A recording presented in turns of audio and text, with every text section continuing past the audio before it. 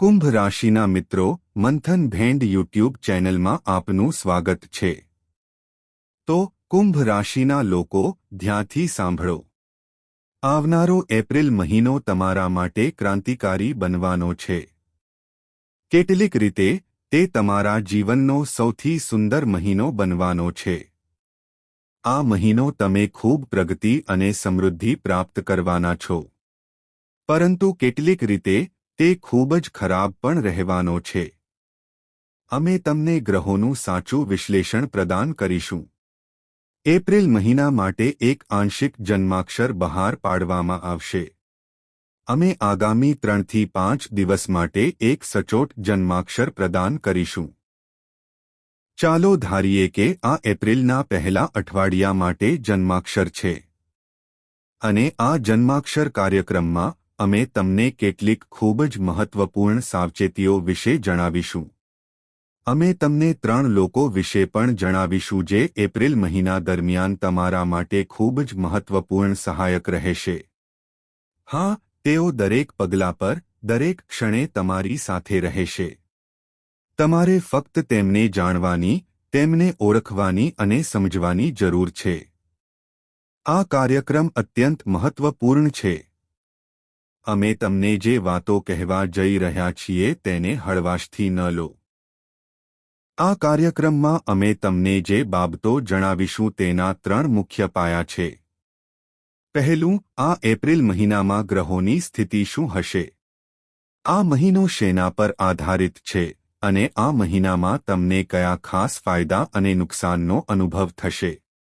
બીજું, શરૂઆતથી જ તમારે કઈ મહત્વપૂર્ણ સાવચેતીઓ લેવાની જરૂર છે, કારણ કે એપ્રિલની શરૂઆતથી જ ગ્રહોનું ગોચર શરૂ થઈ જશે અને ફક્ત 1 કે 2 નહીં, પરંતુ 4 મુખ્ય ગ્રહોનું ગોચર થશે।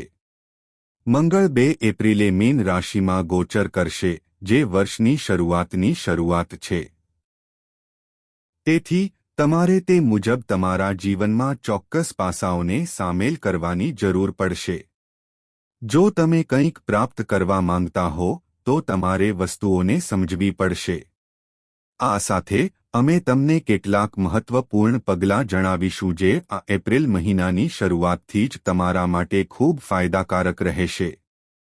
તે તમારી ઊર્જાને સંપૂર્ણપણે ઊર્જાવાન અને ચાર્જ કરશે। તે તમારા ઘર, ઓફિસ અને આસપાસના વાતાવરણને તમારા માટે સંપૂર્ણપણે અનુકૂળ અને સંપૂર્ણ બનાવશે। હા, અંતે અમે એક ખૂબ જ શક્તિશાળી, ગહન ઉપાય શેર કરીશું। આ ઉપાય ગુપ્ત છે। તમારે એપ્રિલની શરૂઆતમાં ઓછામાં ઓછા 5 થી 7 દિવસ સુધી તેનો અભ્યાસ કરવાની જરૂર પડશે। આ નાકનો અવાજ ઉપાય અનુસરો। પછી તમે જોશો કે આખો મહિનો તમારા માટે ખૂબ જ અનુકૂળ બની ગયો છે। આ એક શુભ મહિનો છે। આ મહિનામાં તમે હંમેશા ઈચ્છતા હતા પરંતુ ન કરી શક્યા તે બધું પ્રાપ્ત કરી શકશો। હા, અમે કેટલાક મહત્વપૂર્ણ સૂત્રો પણ શેર કરીશું। જ્યારે આપણે સૂત્રો કહીએ છીએ ત્યારે તેનો અર્થ એ છે કે આ જીવનના સૂત્રો છે। આ જીવનના પાઠ, સંગીત છે। ગુરુ તરીકે આ દરેક ગુરુનું કર્તવ્ય છે। વ્યક્તિ જે અનુભવે છે તે શેર કરવું, તેમના અનુભવો શેર કરવા તે તેમની ફરજ છે। તેથી તેઓ બધું શેર કરશે। આ એક ખૂબ જ મહત્વપૂર્ણ કાર્યક્રમ છે। તેને અંત સુધી જોવાની ખાતરી કરો। જો તમે કરો છો તો તમારું જીવન સફળ થશે અને અમારા પ્રયત્નો ચોક્કસ ફળદાયી થશે। તો મહામાયના તમારા દિવ્ય અનુભવો શેર કરતા પહેલા મહામાયના દર્શન કરો। સંપૂર્ણ ભક્તિભાવ સાથે ટિપ્પણીઓમાં લખો, હે મહામાઈ, અમે તમારા પરિવારનો ભાગ છીએ। અમે તમારા બાળકો છીએ। હંમેશા અમારું રક્ષણ કરો અને અમને બચાવો। માઈને આ રીતે વિનંતી કરો। ઉપરાંત અમે તમને જણાવીએ છીએ કે નવરાત્રિના દિવ્ય સમય દરમિયાન અમે જે ખાસ શ્રીયંત્ર, સંગીત, જાગૃત કર્યું હતું તે તમારા માટે ઉપલબ્ધ છે। જો તમે ઈચ્છો તો તમે તેને ઓર્ડર કરી શકો છો। યાદ રાખો, શ્રીયંત્રને બધા યંત્રોનો રાજા કહેવામાં આવે છે, કારણ કે તે દેવી લક્ષ્મીના તમામ સ્વરૂપો ધરાવે છે અને જે ઘરમાં જાગૃત અને પવિત્ર શ્રીયંત્ર સ્થાપિત થાય છે ત્યાં લક્ષ્મીના આશીર્વાદ ક્યારેય જતા નથી. નારાયણ, શ્રી હરિ, વિષ્ણુ અને દેવી લક્ષ્મી ત્યાં કાયમ રહે છે. તો તમે હવે તમારા શ્રીયંત્રનો ઓર્ડર આપી શકો છો. તો ચાલો આપણો મુખ્ય વિષય શરૂ કરીએ. ચાલો આગળ વધીએ અને આગાહીઓ વિશે વાત કરીએ. ગ્રહોના આધારે 5 થી 7 સચોટ આગાહીઓ હશે. જય માઈ. મિત્રો, આચાર્ય અમિત જ્યોતિષ અને તંત્રના ક્ષેત્રમાં એક પ્રખ્યાત નામ છે. તેમના આધ્યાત્મિક વ્યવહાર અને જ્યોતિષીય અનુભવો ખરેખર દૈવી છે. હા, તેમણે જેની કુંડળીનું વિશ્લેષણ કર્યું, તેમણે ચોક્કસ ઉકેલો અને મહામાઈમાં બગલામુખીના વિશેષ આશીર્વાદ આપ્યા. સમસ્યા ગમે તેટલી મુશ્કેલ હોય, તેમના જીવનમાં ન. તમે પણ તમારા જીવનમાં કોઈ મોટી સમસ્યાનો સામનો કરી રહ્યા હશો. દેવું વધી રહ્યું છે. કામ અને વ્યવસાય ઠપ્પ થઈ ગયો છે. સંબંધોમાં તણાવ વધી ગયો છે. તમારું આખું જીવન નકારાત્મકતાથી ભરેલું છે. તેથી મહાન ગુરુ પાસેથી માર્ગદર્શન મેળવવાનો, તમારા જીવનમાં રહેલા અંધકારનો અંત લાવવાનો અને દૈવી પ્રકાશ તરફ આગળ વધવાનો આ યોગ્ય સમય છે. વિડિયોમાં આપેલા નંબરોનો તાત્કાલિક સંપર્ક કરો અને પૂજ્ય ગુરુદેવ દ્વારા તમારી કુંડળીનું વિશ્લેષણ અને ઉકેલ મેળવો. વિલંબ કરશો નહીં. તમારા દેવતાઓના આશીર્વાદથી આ તક તમારી પાસે આવી છે. તેને ચૂકશો નહીં. હમણાં જ ફોન કરો અને ગુરુદેવનું માર્ગદર્શન મેળવો. મહામાઈ તમને આશીર્વાદ આપે. આભાર. તો તમે આ કાર્યક્રમ કયા સમય અને સમયગાળાને જોઈ રહ્યા છો તે ધ્યાનમાં લો. ચંદ્રથી શરૂ કરીને તે હાલમાં 6ઠ્ઠી રાશિમાં ગોચર કરી રહ્યો છે. કેતુ તેની પાછળ છે અને આમ શનિ દ્વારા દષ્ટિ થવાથી તે આંશિક વિષાદોષ બનાવે છે. અહીં 2 કે 3 પ્રકારની ઘટનાઓ છે જેનો તમે તમારા જીવનમાં અનુભવ કરશો. પ્રથમ, તમારું કફવટ સંતુલન ખોરવાઈ જશે. આનો અર્થ એ છે કે તમે સુસ્તી, થાક, ઊર્જાનો અભાવ, શરદી અને હળવો તાવ અનુભવી શકો છો. બીજું, કોઈ તમને દુઃખ પહોંચાડી શકે છે. તમે એકલતા અનુભવી શકો છો. તમારા જીવનમાં ખાલીપણું અને અસ્થાયીતાની લાગણી તમને પરેશાન કરશે. ત્રીજું, તમારા કામમાં અચાનક વિક્ષેપ આવશે. આનો અર્થ એ છે કે તમે ચીડાઈ જશો અને ગૂંગળામણ અનુભવશો. જ્યારે ચંદ્ર અશુભ હોય છે, ત્યારે તે તમારા જીવનમાં ઘણી નકારાત્મક બાબતો લાવે છે. તમે નકારાત્મકતાનો પણ અનુભવ કરશો. આનો અર્થ એ છે કે તમને એવું લાગશે કે કોઈ અજાણી શક્તિ તમને ચારે બાજુથી ઘેરી રહી છે, જે તમને આગળ વધતા અટકાવે છે. હવે એક બીજી વાત. જો ચંદ્ર તમારા જન્મકુંડળીમાં પણ અશુભ હોય, તો તે 6ઠ્ઠા, 8મા કે 12મા ઘરમાં બેઠો હોય અથવા રાહુ, કેતુ સાથે યુતિમાં હોય અથવા શનિ દ્વારા દ્રષ્ટિ હોય, એટલે કે ચંદ્ર ઘણી રીતે ખરાબ છે. તેથી જો ચંદ્ર તમારી કુંડળીમાં પણ ખરાબ હોય, તો તમે તમારા જીવનમાં આ લક્ષણો ખૂબ લાંબા સમયથી અનુભવી રહ્યા હશો, એટલે કે કાર્યોમાં નિષ્ફળતા, મનમાં અસંતોષ, આસપાસ કોઈ નકારાત્મક ઊર્જાની હાજરી. શક્તિ સ્વાભાવિક રીતે આવે છે અને પહેલા અઠવાડિયામાં જ તમે પરિણામો જોશો. તમારો આત્મવિશ્વાસ વધવા લાગશે. હા, બીજા અઠવાડિયાથી તમારો આત્મવિશ્વાસ વધવા લાગશે. તમારા કાર્યમાં ગતિ આવવા લાગશે. અવરોધો દૂર થવા લાગશે. દુશ્મનોનો નાશ થવા લાગશે અને તમારા લક્ષ્યો પર તમારું ધ્યાન વધશે. ઠીક છે. તમારા લક્ષ્યો પર ધ્યાન કેન્દ્રિત કરો. આપણે અહીં ચંદ્ર વિશે પહેલાથી જ ચર્ચા કરી છે. હવે આપણે તેના ઉકેલ વિશે પછી ચર્ચા કરીશું. પરંતુ હમણાં માટે ચાલો અન્ય ગોચર સમજાવીએ. શરૂઆતમાં ફક્ત એક જ ગોચર હશે. પ્રથમ અઠવાડિયામાં એપ્રિલમાં મંગળનું ગોચર 2 એપ્રિલે 12મી રાશિમાં સૂર્યને મજબૂત બનાવશે. અહીં તમે ફરીથી 2 કે 3 ફેરફારો જોશો. તમે જે પહેલો ફેરફાર જોશો તે એ છે કે તમે વધુ વિચારશીલ બની રહ્યા છો.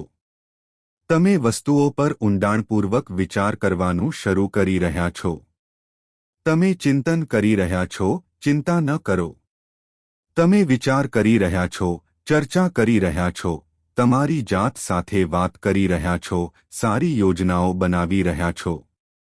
તમે તમારી જાતને ખુશ કરવા માટે પ્રયત્નો કરવા લાગ્યા છો.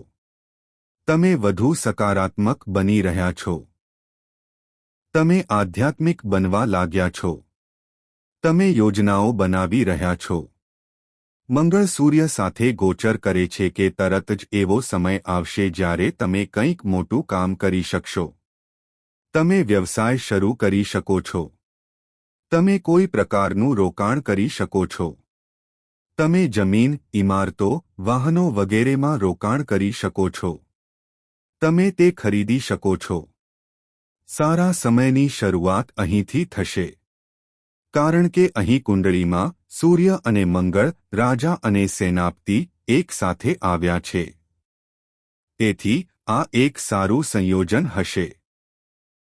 પરંતુ આપણે એ પણ ધ્યાનમાં લેવાની જરૂર છે કે આ સમયે જ્યારે સૂર્ય મંગળ અને શનિ સાથે જોડાય છે ત્યારે રાહુ અને બુધનો 11મા ભાવમાં પણ યુતિ છે, જે તેમની પાછળ છે.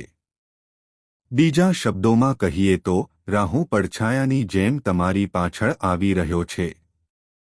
તેથી સહેજ પણ નકારાત્મક બનશે. તમે તમારા દુઃખ, પીડા અને સમસ્યાઓનું અવલોકન અને તેના પર ધ્યાન આપવાનું શરૂ કરશો.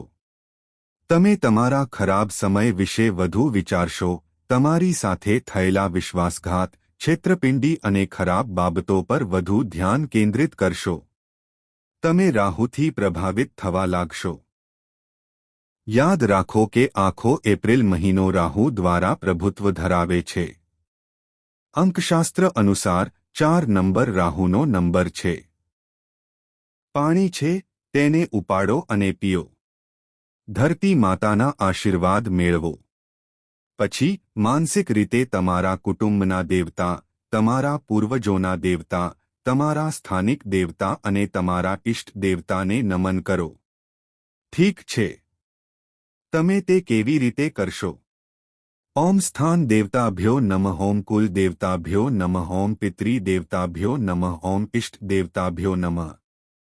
તમારે તમારા દેવતાઓને 3 વખત નમન કરવા પડશે. તમે આ માનસિક રીતે અથવા મૌખિક રીતે અથવા તમને ગમે તે રીતે કહી શકો છો. આ રીતે ધીમે ધીમે તમારી સવારની શરૂઆત સારી રહેશે. ઠીક છે. હવે જ્યારે તમે તમારી સવારની શરૂઆત સારી રીતે કરી લીધી છે તો ધ્યાનમાં રાખવાની એક બીજી નાની વાત છે. જો શ્વાસ જમણા નસકોરામાંથી નીકળી રહ્યો છે તો તમારા જમણા પગને જમીન પર રાખો. જો તે ડાબી બાજુથી આવી રહ્યો છે તો તમારા ડાબા પગને જમીન પર રાખો. આ એક મોટું રહસ્ય છે. તે સરળ લાગે છે, પરંતુ તે ખૂબ જ શક્તિશાળી ઉપાય છે. જો તમે આથી શરૂઆત કરો છો તો દિવસભર બધું જ સિદ્ધ થશે. અમે તમારી સાથે પરફ્યુમ તિલક ઉપાય પણ શેર કર્યો છે. તમારે આ પરફ્યુમ તિલક ઉપાય કરવો જ જોઈએ. તમારે તે દરેક પરિસ્થિતિમાં કરવો જ જોઈએ. આ એપ્રિલમાં પરફ્યુમ તિલક ઉપાય કરનાર વ્યક્તિને કોઈ રોકી શકશે નહીં. ધ્યાનમાં રાખવા જેવી બીજી કેટલીક નાની બાબતો છે. તમારા શૌચાલયના ફ્લોરને સૂકો અને સ્વચ્છ રાખો. ચીકણું, ગંદુ અથવા ગંદુ સપાટી ટાળો. ટપકતું પાણી હંમેશા દૂર કરવું શ્રેષ્ઠ છે. આવી વ્યવસ્થાઓ દૂર કરવી જ જોઈએ. જો બાથરૂમનો નળ ટપકતો રહે તો ચંદ્ર પ્રભાવિત થશે. રાહુ પ્રભુત્વ મેળવશે. નકારાત્મક ઘટનાઓ બનશે. સંગીત કોઈ તમને બચાવી શકશે નહીં. તેથી આવી સ્થિતિમાં તમારે તમારા નળને બદલવો જોઈએ. પાણી ટપકતું ન હોવું જોઈએ. સંગીત.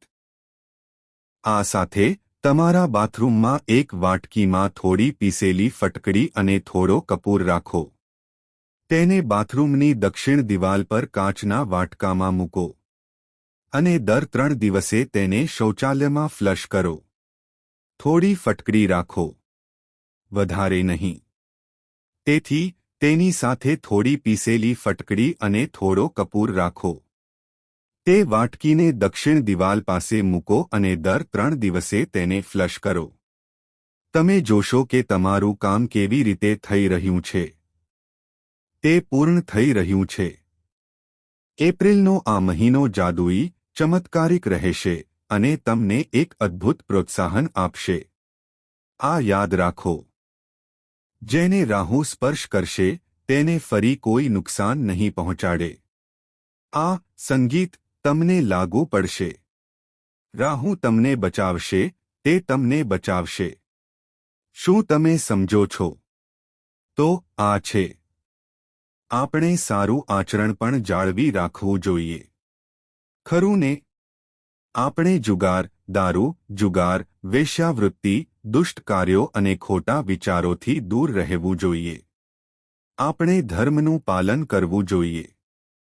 શ્રીમદ ભાગવતમના 2 કે 3 શ્લોકો છે. તેમને યાદ રાખો અને તેમનો પાઠ કરો. જ્યારે પણ સમય મળે ત્યારે તેમને ગુંજી નાખો. જેમ કે સચ્ચિદાનંદ રૂપાય વિશ્વાડ હેત તપત્ર વિનાશાય શ્રી કૃષ્ણાય નમઃ યમ પ્રજંતુતમ કૃત. ભગવાન પરમાત્મા છે. કહેવા માટે ઘણી બધી બાબતો છે. પરંતુ શ્રીમદ ભાગવતમ એક ગ્રંથ છે, એક પુરાણ છે, જે તમને ફક્ત જીવવાની કળા જ નહીં પણ મૃત્યુની કળા પણ શીખવે છે. ખરું ને? તેથી જ તેને 5મો વેદ કહેવામાં આવે છે અને તેથી જ તેની વાર્તાઓ અને શ્લોકો વાંચવાને અમૃત કરતાં વધુ મહત્વપૂર્ણ માનવામાં આવે છે. શ્રીમદ ભાગવતમાં જ લખ્યું છે.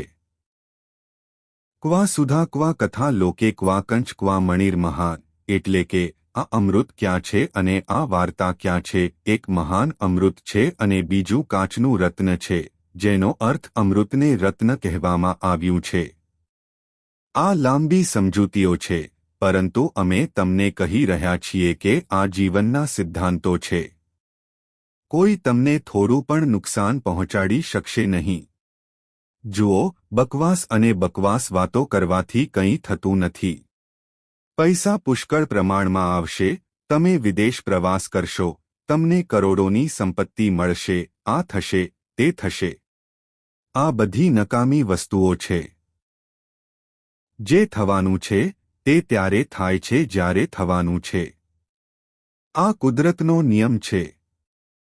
કુદરતે બધું લખ્યું છે. તમારા જીવનમાં, મારા જીવનમાં અને દરેકના જીવનમાં બધું પૂર્વનિર્ધારિત છે. પણ આપણે અહીં શું કરી શકીએ છીએ? આપણે અહીં કરી શકીએ છીએ. આપણે આપણા કાર્યો સ્વચ્છ રાખી શકીએ છીએ. આપણે સકારાત્મક રહી શકીએ છીએ. આપણે કૃતજ્ઞતા વ્યક્ત કરી શકીએ છીએ.